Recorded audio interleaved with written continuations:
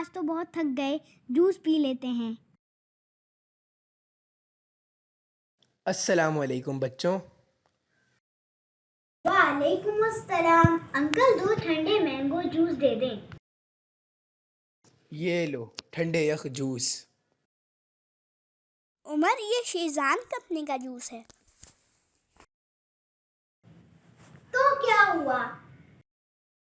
عمر یہ شیزان کمپنی قادیانیوں کی ہے اور ہمیں ان کمپنیوں کی چیزیں نہیں لینی چاہیے۔ تو بیٹا قادیانی بھی تو ہماری طرح کلمہ گو ہیں اور ہماری طرح نماز روزہ کرتے ہیں جیسے ہم کرتے ہیں۔ انکل بات کلمے کی نہیں، بات عقیدے کی ہے۔ قادیانی حضور پاک صلی اللہ علیہ وسلم کی ختم نبوت پر یقین نہیں رکھتے۔ ان کے نزدیک حضور صلی اللہ علیہ وسلم آخری نبی نہیں بلکہ مرزا غلام قادیانی آخری نبی ہے۔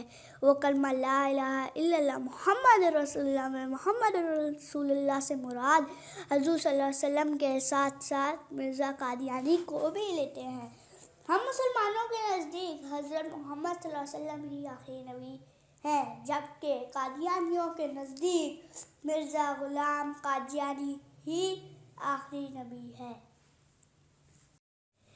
اس کے علاوہ بھی قادیانیوں کے عقائد نہایت گستاخانہ اور کفریہ ہیں۔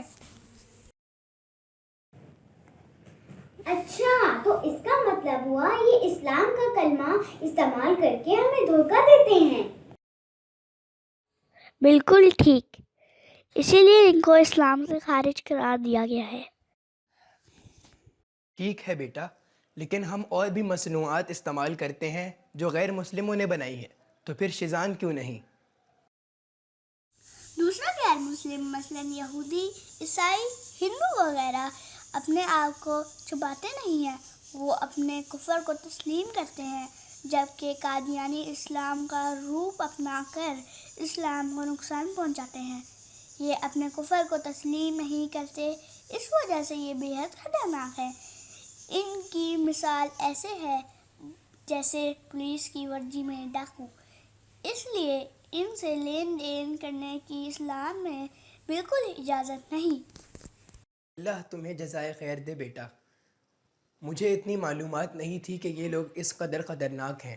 بس آج سے میں ان لوگوں کی چیزیں نہیں بیچا کروں گا۔